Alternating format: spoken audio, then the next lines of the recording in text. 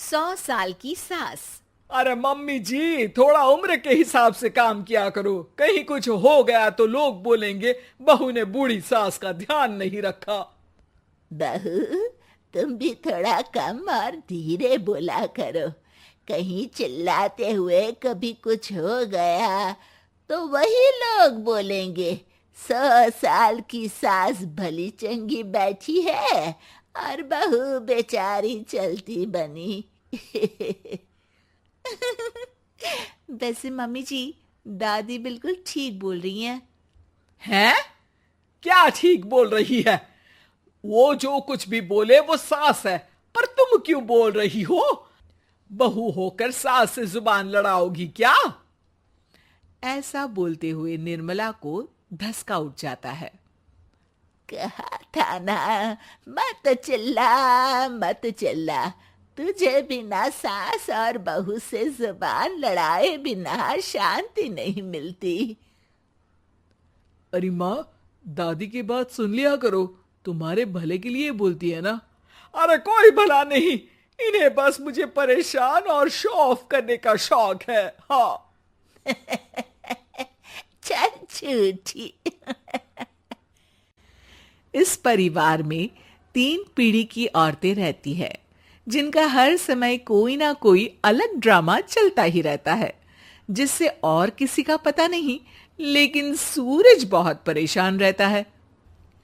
माँ, पियाली और दादी, आप तीनों के पास एक दूसरे को सास बहू वाले ताने देने के अलावा कुछ काम हो या नहीं, पर मेरे पास जरूर है। इसीलिए पियाली, जरा लंच ले आओ, मुझे ऑफिस भी जाना होता है। इस पर पियाली सूरज को लंच देती है और वो ऑफिस चला जाता है, जिसके बाद तीनों एक बार फिर अपनी बातों या कह लो कि नोक-झोंक में लग जाती हैं। इसी में दिन बीत जाता है। रात को सूरज के साथ उसके दोस्त भी खाने पर आते हैं। पियाली, मेरे कुछ दोस्त आए हैं। सॉरी, अचानक प्लान बना तो बता नहीं पाया। तुम जल्दी से डिनर बना दो ना। अरे वाह रे, आलसी माँ की आलसी बेटी।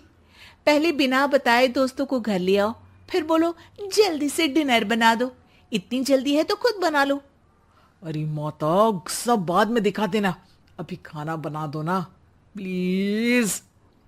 ऐसा बोल के सूरज दोस्तों के पास जाकर बैठ जाता है और पियाली डिनर की टेंशन में अपनी सास के पास पहुंच जाती है, जो अपने कमरे में आराम कर रही होती है।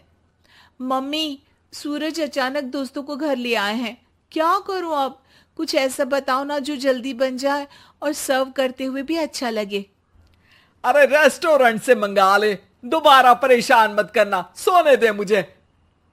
इतने में दादी सास भी वहां आ जाती है।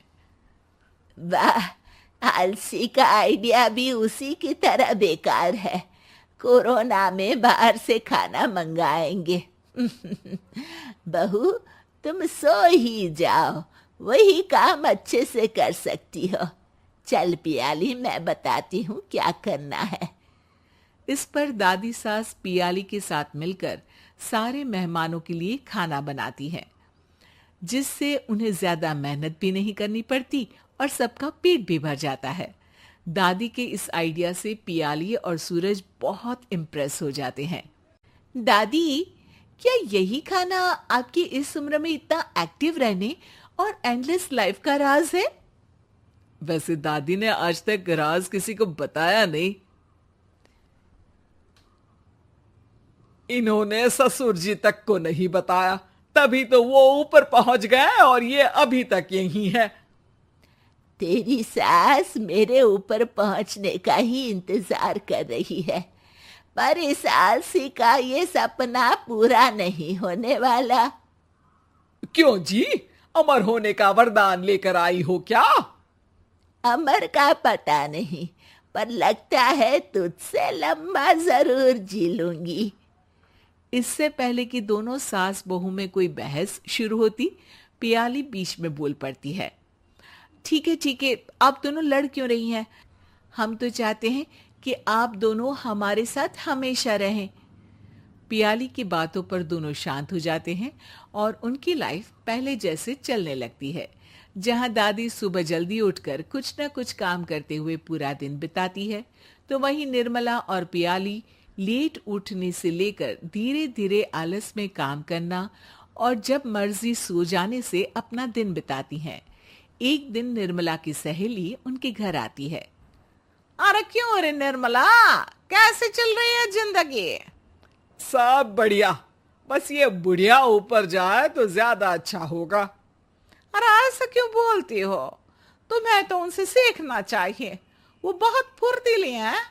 मैं उन्हें रोज मॉर्निंग वॉक करते हुए देखती हूँ, और वहीं तुम और तुम्हारी बहू हैं जिन्होंने शायद सुबह का सूरज आज तक देखा ही नहीं होगा। सहेली की बात सुनते ही निर्मला भड़क कर चिल्लाते हुए पियाली और अपनी सास को वहां बुलाती है, जिनके साथ सूरज भी वहां आ जाता है और ये सब देख सहेली वहां से चली जाती है। अरे सासू माँ, आपको हमसे क्या दिक्कत है? अब तो मेरी सहेलियां भी आपकी वजह से मुझे ताने देने लगी है। मम्मी जी, कुछ तो लोग कहेंगे, लोगों का काम है कहना, आप इग्नोर करो ना। अच्छा वैसे महारानी, वो तुम्हें भी वही सब बोल रही थी? है? मैंने क्या किया? अरे किलस क्यों रही हो? अब तो समझो और अपना लाइफस्टाइल सुधारो। ओ मोरी मैया, अब हमारा लाइफस्टाइल भी खराब हो गया क्या? आपका तो हाई फाई है ना, बस उतना ही ठीक है।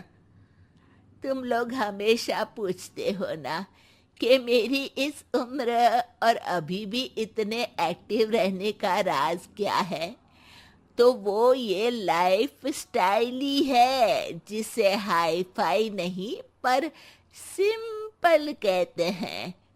दादी, अब कहना क्या चाहती हो? यही कि मैंने अपनी जिंदगी में बहुत किताबें पढ़ी हैं, जिनमें एक किताब से मुझे ये समझ में आया कि हम कितने गलत तरीके से जिंदगी जीते हैं। उसी के बाद मैंने एक अच्छे जीवन के लिए इकिगाई रूल अपनाया, जिसका मकसद तो सिर्फ अच्छा जीवन जीना था। इतना लंबा कैसे जी गई मुझे खुद अचंभा होता है। ओह, तो मतलब आप मुझे परेशान नहीं करती थी? वो तो आप करती हैं। वैसे ये इकिगाई क्या है? थोड़ी रिसर्च खुद भी कर लो आलसियों, सब मैं ही बता दूं क्या?